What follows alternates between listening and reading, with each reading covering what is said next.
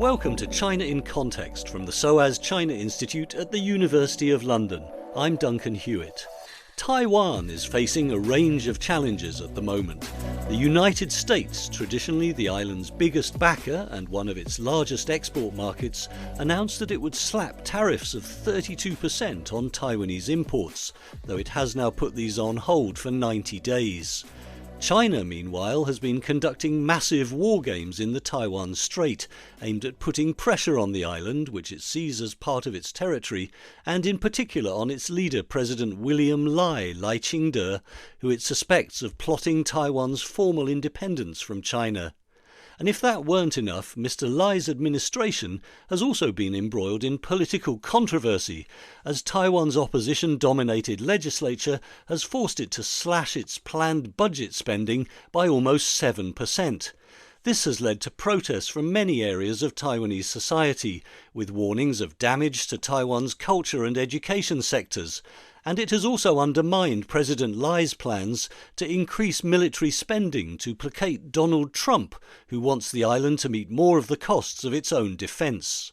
Supporters of President Lai's Democratic Progressive Party, or DPP, meanwhile, have launched counter-petitions aimed at removing dozens of legislators from the main opposition Kuomintang, or KMT, party, which previously ruled Taiwan for more than half a century after losing the civil war in mainland China in 1949.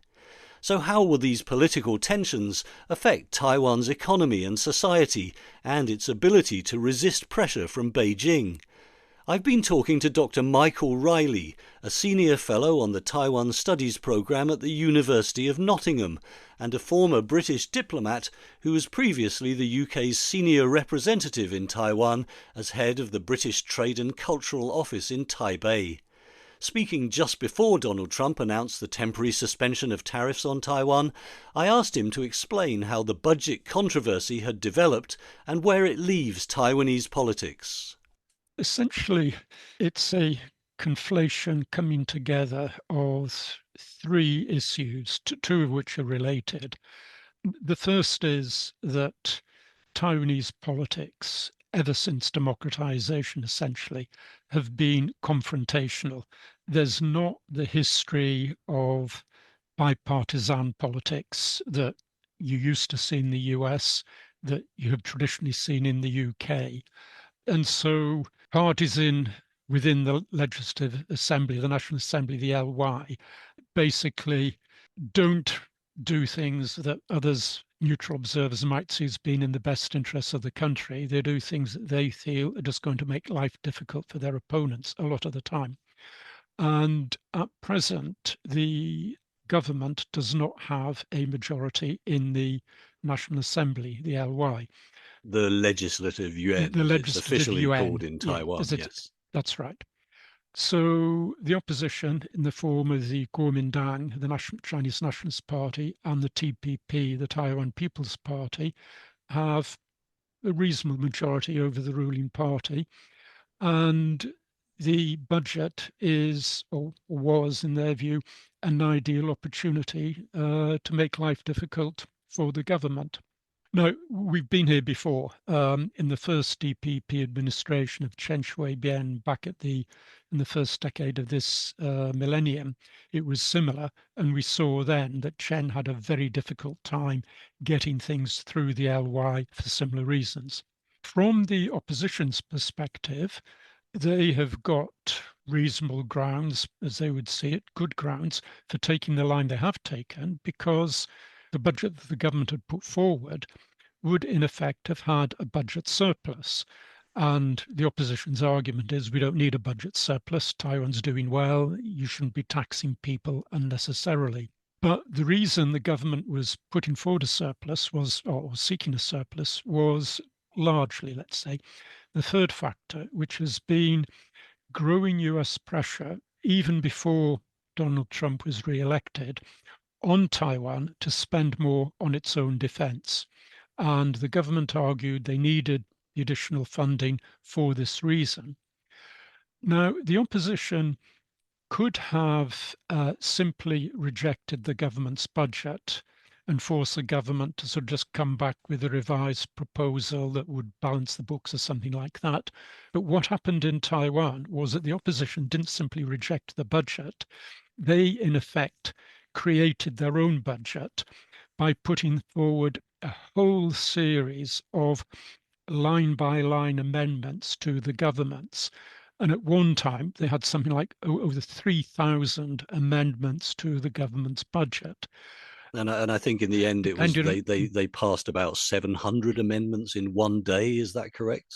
Amidst allegations that there wasn't time for proper scrutiny. Exactly. So it got into this very sort of unproductive confrontational situation, which unfortunately is not unique in Taiwan. So the government has been was trying to sort of deal with this by then deciding to have an ordinary budget, as it were, and then a special budget specifically to deal with the increase in defence spending, to raise defence spending to a level of 3% of GDP. It had been roughly 2.5, 2.45%. And as you say, this was very much seen as, or explicitly stated really, as an attempt by President William Lai to appease the US government, and particularly with Donald Trump putting tariffs on Taiwan as well. So William Lai said that he would introduce a special budget in order to cover the rise in defense spending. Mm-hmm. But there had been one of the big areas of controversy in the budget row was the fact that they were going the Kuomintang, also known as the KMT, and the other opposition party were demanding big cuts or effective cuts and a freeze in the budget of this submarine program, which Taiwan has seen as a very important part of its attempts to be able to resist mainland Chinese pressure. So where does this leave us? In theory, the budget amendments have now been passed, but as you say, it looks like this issue is not resolved by any means. Well, this is where, in a sense, Donald Trump has actually done Taiwanese politics a favor.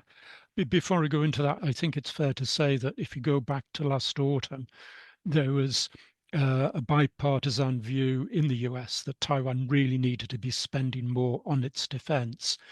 But what has happened since Trump came in, his nomination for Undersecretary for Defense, Elbridge Colby, was suggesting Taiwan should be spending 10% of its GDP on defense, which I think has really shocked the Taiwanese. But certainly, as you said, Lai Ching-te saw 3% commitment, as it were, as at least a step in the right direction. Now, again, we then get into the state of party politics in Taiwan, because the opposition claimed that they were not seeking to cut the defense budget. They were seeking to freeze the defense budget. Their argument was that too much of the budget was going on fancy kit like submarines, and they should be spending more on, first of all, increasing pay levels for the military. They've made the point that military levels are at the lowest they've been for several years, wages effectively in salaries and so on. But also that rather than getting fancy high-tech kit, experience in Ukraine suggests that what they need are lots of things like drones and so on. Whether that's a legitimate argument or whether that's just party politics is, at the moment, it's a side issue.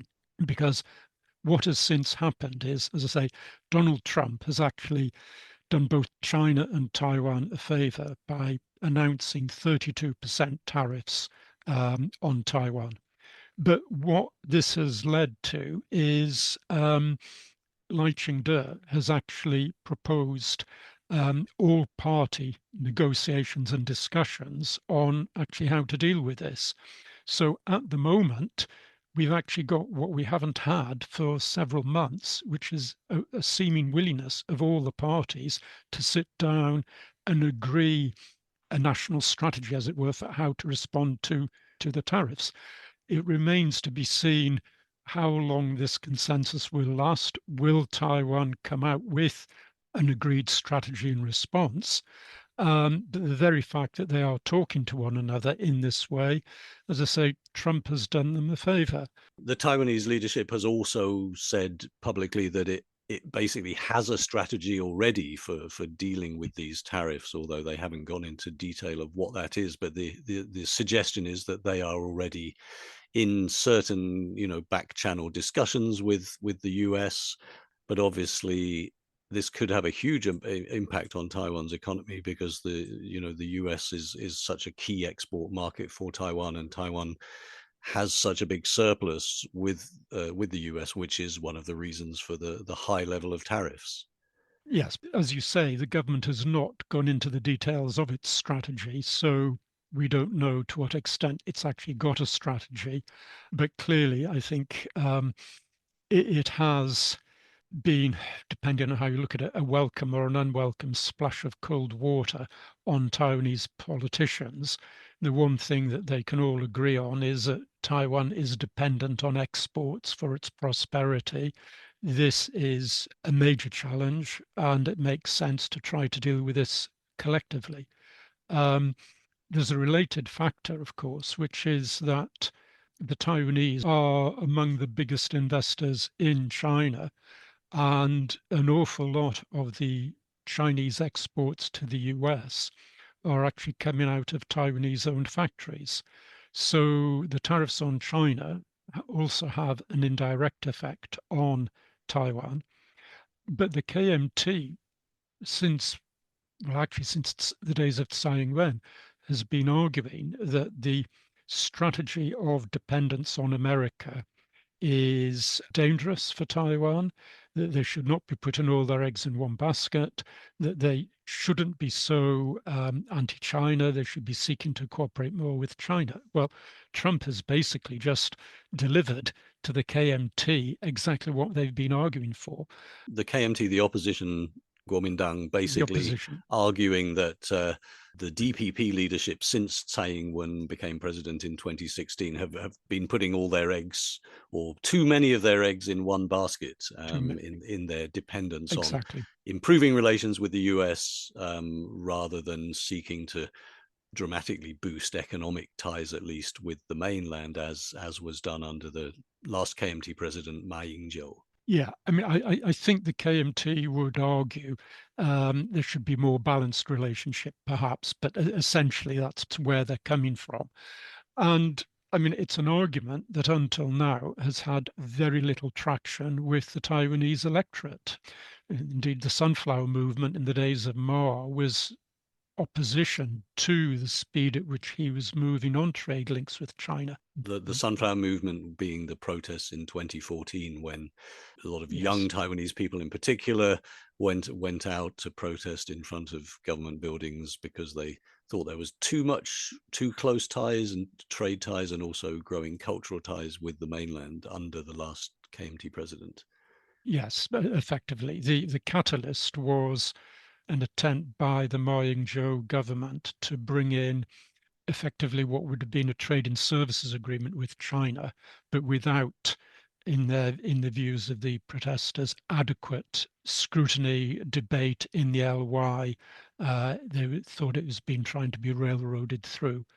But since then, and compounded by what's happened in Hong Kong, and indeed pressure on Taiwan, there's been a high degree of mistrust in Taiwan about links with China. Nevertheless, as you mentioned earlier, the opposition does actually have a majority in the legislature, while the DPP controls the presidency, and clearly that does put the KMT already in a fairly strong position, and as you say, they may now be able to argue that they were right about how the government's policy towards the US and China should have been focused. So how do you think that President Lai is going to either bring people together, or to find a way to put through some of the spending that he wants to insist on, particularly for defense spending, as you mentioned?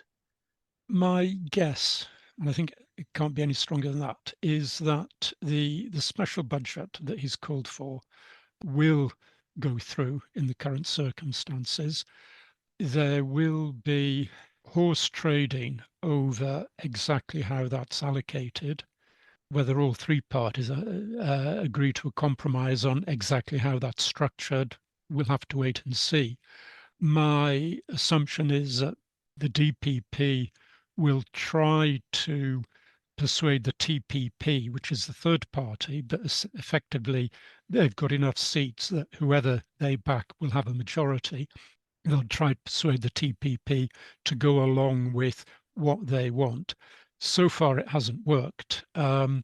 Could one say that the fact that the founder of the TPP, Ko Wen-je, the former mayor of Taipei, who positioned himself as someone sort of in between the DPP and the KMT, but also very much as a populist and someone who represented the views of shall we say the middle class, perhaps in particular, that he's now in detention, having been arrested on charges of bribery and the misuse of campaign funds. So that may presumably make the TPP, the Taiwan People's Party, less willing to work with President Lai and the Democratic Progressive Party. It may well, although the TPP, as I said, although it's the minority party, it holds 8 seats. The KMT's got 52, which is just one more than the DPP. So they are the crucial party. Now, when you look at the way people voted in the elections last year, they got a lot of support from people who essentially were saying, sort of a pox on both your houses. They wanted a party that they saw as being less doctrinaire, particularly on cross-strait issues, than either the DPP or KMT. But at the same time, I think it's fair to say that if you looked at the opinion polls of the general attitudes of TPP voters, they were more in tune with DPP thinking about Taiwan's independence, international relations, than with the KMT.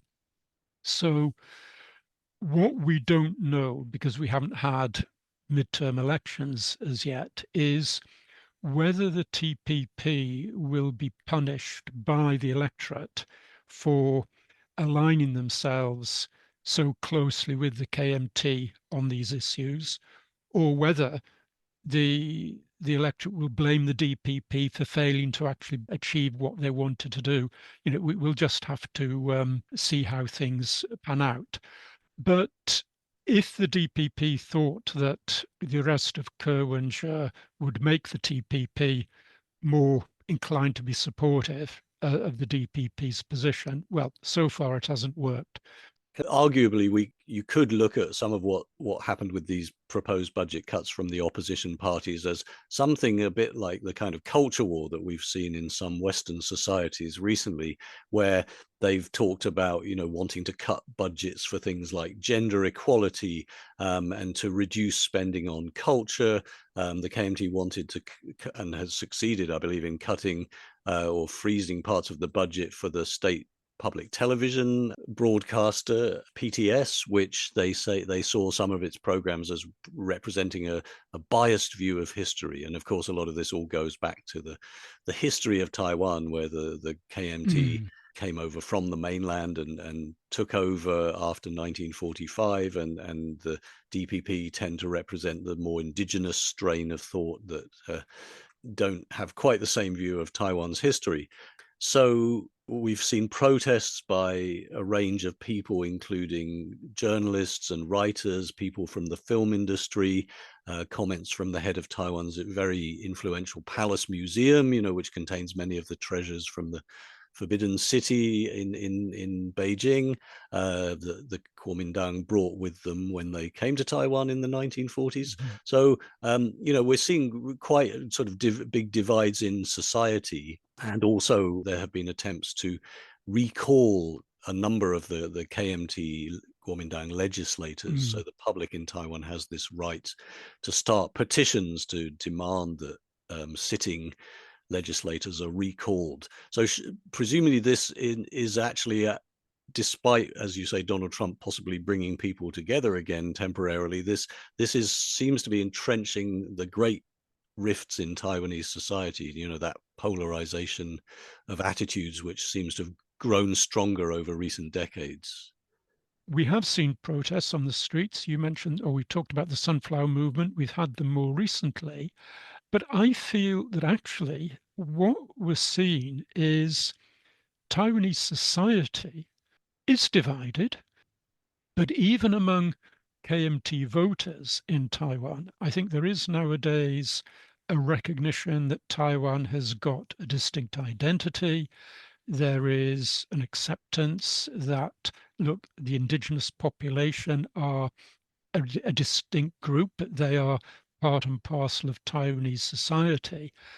So actually, the culture wars, if you like, I think it's an attempt by politicians to use this as a weapon rather than sort of just building on any actual views that are held within society. But the PTS, unlike, say, the BBC or the ITV here in the UK, the PTS is very much an arm of the government, which is why at the moment the KMT is very keen to curtail its budget. If the KMT was in government, I'm sure that they would actually be very keen to increase its spending. And I mean, some of their objections, I would say, it's not so much that they are against the promotion of a distinct culture. It is a concern in their views that the DPP is trying to airbrush out of Taiwanese society any sort of link with the mainland, any history there.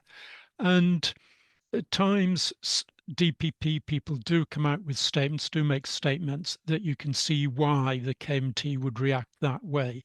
But if I speak to Taiwanese in their 30s, say, and particularly younger than the 30s, irrespective of whether their parents were from the mainland or from Taiwan, the ones I speak to overwhelmingly consider themselves Taiwanese. So that's a long-winded way of, I think, saying that essentially I think the KMT are trying to create something that doesn't actually exist at present, or they're trying to overstate something for their own ends.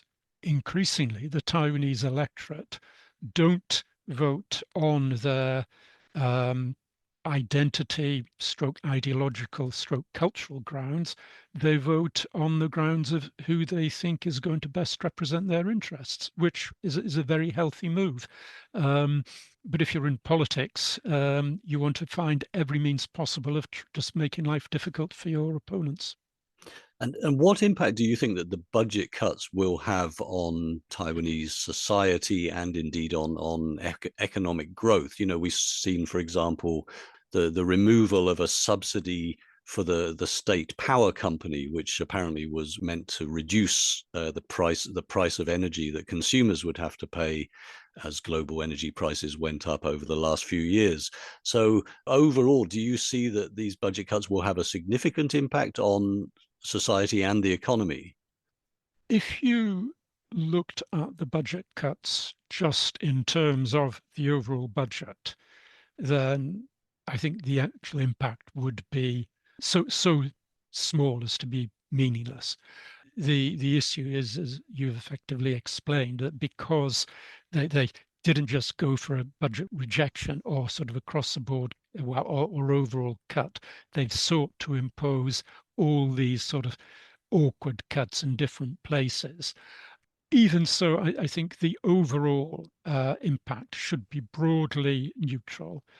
A, because the original budget was going to be in surplus. So if, by economic definition, if you have a budget surplus, you're taking more money out of the economy than you're putting in. But it's an indication at a time when sort of most countries are running massive budget deficits of just how healthy the Taiwanese economy is. But there's another angle which a month or two back, a relatively unbiased part of the Taiwanese media pointed out that if you just look at the extent of the way in which the central government's budget has been growing since the era of Chen Shui-bian, it's been growing far faster than inflation. So the central government is taking a bigger and bigger chunk of the GNP within Taiwan. Now, up to a point, there are good reasons for that. The single biggest element in the budget is spending on social welfare. That has increased very, very significantly. But there is, I think, a debate which I'm not sure that they've had in Taiwan really about, is this what they want? And I'm sure that, like the electorate everywhere, yes, they want more social welfare spending, but they don't necessarily want more taxes that go to pay that. And from that point of view, the cuts proposed were by and large pretty populist. Although we're talking about cutting some of these budgets for water and electricity, they were also talking about actually just cutting the charges for them. The KMT wanted to bring in just a straightforward, I think it was 10,000 NT dollar rebate for every taxpayer, real populist stuff like this. You mentioned that they have been running this budget surplus, and that obviously Taiwan, with its huge semiconductor industry and its massive involvement in electronics production, with many factories in mainland China, as you mentioned, is a wealthy place. So how well placed do you feel that Taiwan is to stand up to, for example, the types of tariffs that the US is trying to impose now on the economy? So, I mean, that's a $64,000 question. Or possibly much more. Very much more, yeah. Given that the US depends on Taiwanese chips, insofar as the tariffs are levied on chips, and I'm not sure they are going to be, I think there's an exemption for those, then it's US companies will pay the price. Taiwan's not affected. Because the US still And just needs those chips. It can't do without them, even though yeah, obviously we've seen attempts by the Trump administration and previously Biden administration as well to encourage, shall we say, yeah. Taiwanese semiconductor manufacturing to be moved into the US. And President Lai did approve a big new investment for TSMC in Arizona recently. So what you've got to look at is the composition of the exports to the US. Because although these tariffs are, the headline is that they're across the board, there are exemptions in areas like certainly pharmaceuticals or certain mineral imports and so on. The bulk of Taiwan's exports to the US are in information and communication technology. That includes chips. It also includes smartphones, laptops, things like that, although they're made by Taiwanese companies, but in China, not in Taiwan. So my guess is that when you break it down and look at the actual effective tariff rate for Taiwan, it will be significantly less than the 34%. And it will still be high, probably 20%, something like that. But there is a big difference between 20% and 34%, and a huge difference between 20% and the 100% that China's facing. And I guess the other question is, how badly does the US need the goods that Taiwan is currently selling to it? If consumers there can't afford them, then obviously they won't buy them. But from that point of view, Taiwan is in the same boat as Korea, Japan, China, very much so, the EU, pretty well the whole of the world. And obviously, this tariff issue comes at a time when the Taiwanese government is also facing a lot of pressure from mainland China to be more conciliatory, which we've seen manifested by these recent Chinese military exercises in the Taiwan Strait, and they're increasing the sailing of Chinese vessels around Taiwan. Mm-hmm. So where does that leave the Taiwan leadership at the moment? With a US government putting a lot of pressure on them, with China equally putting a lot of pressure on them and wanting them to be more conciliatory. Plus, of course, these domestic divides at home that we talked about earlier. What do you think that we will see in the next couple of years? Well, Taiwan, I think, will want to try, as long as it possibly can, to continue to walk the tightrope. Let's not forget that sort of political relations with China might be in the deep freeze, but China is still Taiwan's biggest export market. And China has been very careful because it depends on Taiwanese imports. So China's been very careful not to target Taiwanese imports other than in purely symbolic areas in the past. It will not want to target them now. If anything, it will want to try to reinforce to Taiwan why it's better off doing business with China, and therefore why it should sort of, quote, be nicer, unquote, to China. So my suspicion is China will carry on being sort of tough in the Straits, continue to be intimidatory in the Taiwan Strait, but it will be sort of trying to encourage Taiwan to say, look, your prosperity depends on us. We're not putting tariffs on you. Carry on doing business with us, sort of thing. And the reason, a partial reason in China's case, why we will see this sort of disjuncture between openness on trade and a continuing tough line on cross straits, is because not all of its actions in the Straits are aimed specifically at Taiwan. A lot of what it's doing is actually aimed at the US, saying, this is what we're doing, this is what we're capable of doing, you try to stop us. And every time it ratchets it up, every time the US does not come out with an effective response, basically China is emboldened. It's think we can go a step further. And part of its strategy is to actually eventually show to Taiwan, look, you can't rely on the USA.